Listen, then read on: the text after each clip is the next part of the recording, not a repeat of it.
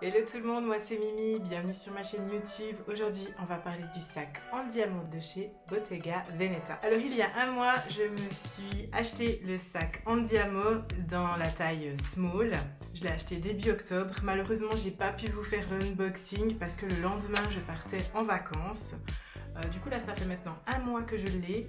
Et je me suis dit que ça pourrait être sympa de vous faire un petit retour. Est-ce que ce sac en vaut la peine ou pas? Qu'est-ce qu'on peut y mettre à l'intérieur? Ses points positifs et négatifs? Vous allez découvrir tout ça dans cette vidéo.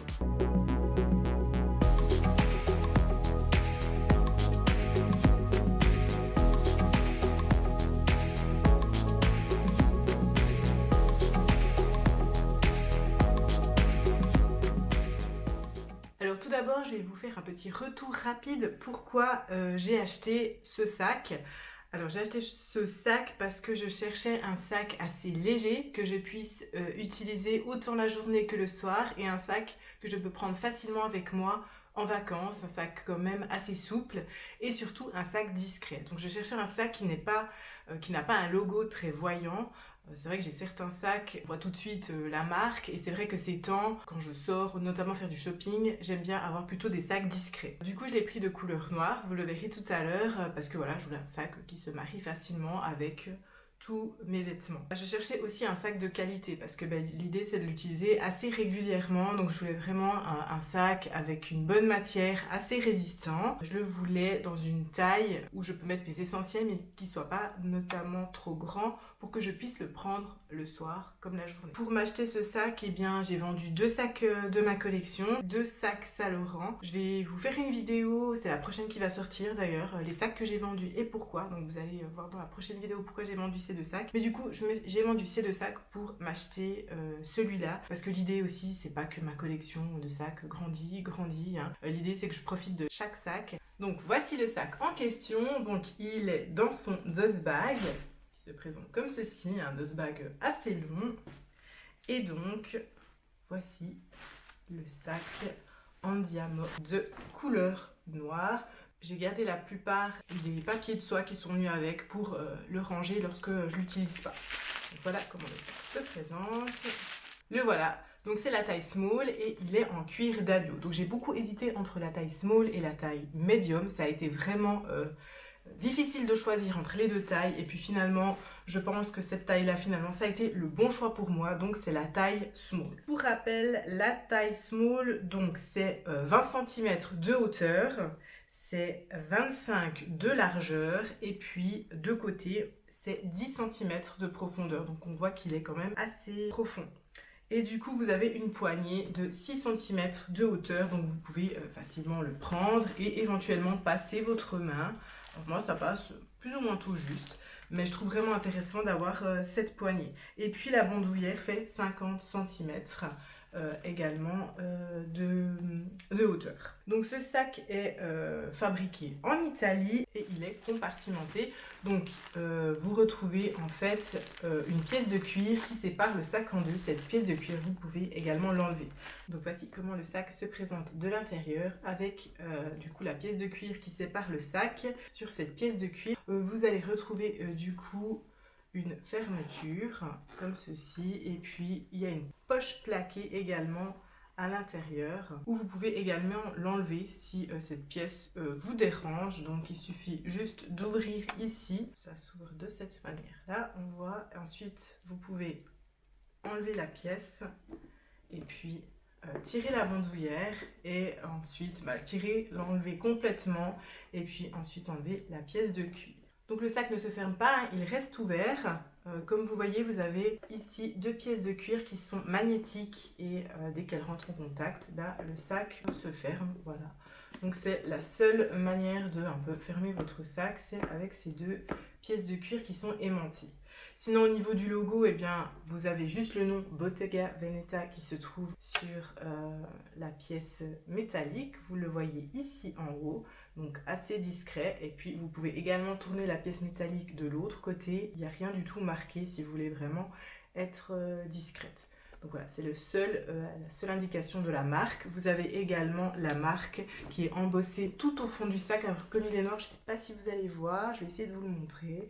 Donc voilà, vous avez également le nom de la marque tout au fond du sac. C'est tout pour ce qui est de l'indication de la maison. Donc si on fait une petite comparaison avec d'autres sacs, par exemple le sac Capucine de chez Louis Vuitton en taille bébé, on voit qu'ils sont assez identiques au niveau en fait de la taille, donc autant en largeur qu'en hauteur. Donc voilà ce que ça donne si on compare ces deux modèles. Donc on voit que le sac Bottega Veneta est un tout petit peu plus petit en largeur. Effectivement, le Capucine fait 27 cm et le Bottega 25. Comme le Bottega Veneta est moins rigide, vous verrez, on arrive facilement à mettre beaucoup de choses à l'intérieur. Si je le compare maintenant avec le sac de jour de chez Saint Laurent, c'est la taille small, donc c'est vraiment une grande taille. Hein. Pour dire que c'est la taille small, mais on voyait tout de suite la différence. Hein. Donc le sac de chez Saint Laurent est beaucoup plus grand. Donc voilà pour la comparaison entre ces deux sacs. Si vous n'avez pas l'occasion d'aller en boutique pour l'essayer, et bien voilà le genre de sac que vous pouvez peut-être retrouver en boutique pour vous faire un peu une idée de la taille de celui-ci qui est en taille small. Alors au niveau des points positifs de ce sac, eh bien c'est un sac qui est très léger malgré qu'il soit tout en cuir, il est vraiment léger lorsqu'il est vide. Donc ça je trouve que c'est vraiment un plus comparé à d'autres sacs. Donc c'est vrai que l'épaisseur du cuir est quand même assez fine, il est assez souple et c'est vrai qu'il est, voilà, il est super léger. Donc ça c'est vraiment un point positif. Vous pouvez l'utiliser autant je trouve que la journée que le soir, notamment la taille small. C'est vrai que la taille medium, je la trouvais assez volumineuse, assez grande. Cette taille-là, elle est parfaite, autant la journée que pour le soir. Le logo, ben voilà, hein, il n'est pas très présent. Je veux dire, les gens qui connaissent Bottega Veneta vont peut-être reconnaître le sac. Les gens qui ne sont pas familiers avec cette marque ne vont pas forcément le reconnaître, surtout de loin. Et puis, c'est un sac qu'on peut porter à la main, qu'on peut porter en crossbody, à l'épaule. Donc, ce qui est intéressant, c'est que voilà, vous pouvez le porter en crossbody, mais vous pouvez également le porter comme ceci. Et puis la boucle, hein, vous pouvez faire en sorte qu'elle vienne un peu plus devant pour qu'elle gêne moins à l'épaule, par exemple. Hein, voilà, on pourrait le porter de cette manière-là.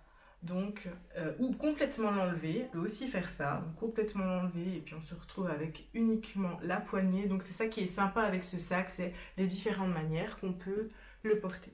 Donc au niveau des points négatifs, eh bien, le sac est ouvert, hein, vous avez vu, il n'y a pas de fermeture, on ne peut pas le fermer. Il y a ces deux boutons aimantés, mais voilà, si le sac est bien rempli, il va s'ouvrir, donc c'est un des points négatifs. La bandoulière n'est pas ajustable. Et c'est vrai qu'elle est assez courte. Pour le porter en bandoulière, sans manteau, ça va super bien.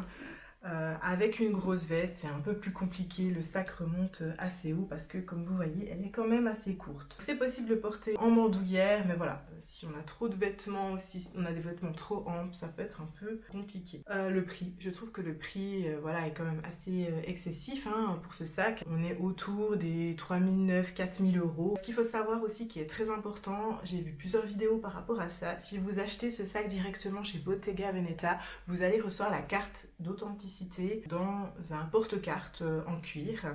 Par contre, si vous achetez ce sac chez 24S, sur Mytheresa, ou comme moi j'ai acheté ce sac sur My Private Boutique, qui est un revendeur suisse, ce sac-là, du coup, je n'ai pas reçu la carte d'authenticité et c'est normal. Il n'y a que si vous l'achetez en boutique officielle que vous allez recevoir la carte. Donc voilà, c'est peut-être un petit plus à considérer si vous voulez vraiment avoir le set complet. Maintenant, qu'est-ce qu'on met à l'intérieur de ce sac? Donc je vais vous montrer ce qu'on peut y mettre. Donc le sac est complètement vide. Donc on peut y mettre par exemple une bouteille d'eau. Donc voilà, j'ai une bouteille d'eau Evian, 50 centilitres. Donc elle rentre parfaitement dans le sac. Voilà, comme vous pouvez le voir. Donc toujours un plus d'avoir une bouteille d'eau avec soi, des mouchoirs.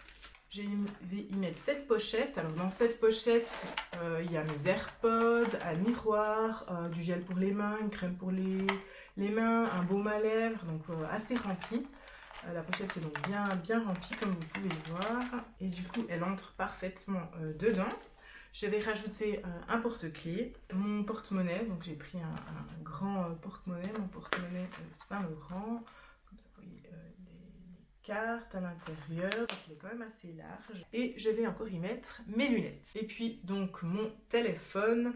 Donc c'est l'iPhone 12 Pro, c'est pas le Max, hein, c'est la taille normale. Et donc voilà, tout y est entré. Donc c'est la capacité maximale de ce que vous pouvez mettre dedans. Je peux le refermer tout juste. Voilà comment ça donne lorsqu'il est fermé. Vous voyez là, ça s'est ouvert avec le poids.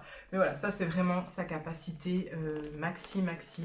Et voilà ce que ça donne donc au niveau de la profondeur. Donc moi c'est vraiment tous mes essentiels. Donc voilà, donc si vous avez besoin de prendre plus de choses que ça au quotidien, bien je vous conseille plutôt de partir sur la taille médium que la taille small qui sera du coup peut-être un peu trop petite. Donc voilà ce que ça donne quand le sac est fermé. Alors, est-ce que je vous recommande d'acheter ce sac? Quelles ont été mes premières impressions? Eh bien, super bonnes impressions, honnêtement. Le sac, comme je vous ai dit, est très léger. Ça a été super sympa de l'avoir avec moi en vacances. Je pouvais très bien le prendre la journée comme le soir. C'était aussi facile, du coup, de le mettre dans la valise parce que lorsque le sac est vide, eh bien, on peut facilement le replier. Donc une super bonne impression, la qualité de cuir est vraiment incroyable, hein. Au toucher c'est vraiment doux et on le voit rien qu'avec les yeux aussi que le cuir est vraiment de très bonne qualité. Donc moi je peux vous recommander que ce sac. Il est aussi sorti dans des coloris très automnales actuellement. Vous pouvez aussi le trouver en cuir suède. Je ne connais pas trop le cuir suède de la maison Bottega Veneta, mais honnêtement je pense qu'ils ont de très bons cuirs. Donc voilà, si vous avez un petit coup de cœur pour ce sac, eh bien je vous conseille d'aller le voir en boutique, de l'essayer. Voilà, j'ai terminé avec cette revue. Si vous avez des questions concernant le sac Bottega Veneta Andiamo, eh bien n'hésitez pas à me laisser un petit commentaire. Et comme je vous l'ai dit en début de vidéo, on se retrouve prochainement avec une nouvelle vidéo qui va parler des sacs que j'ai vendus et pourquoi j'ai vendu ces sacs. Et voilà, alors à tout bientôt. Bye bye.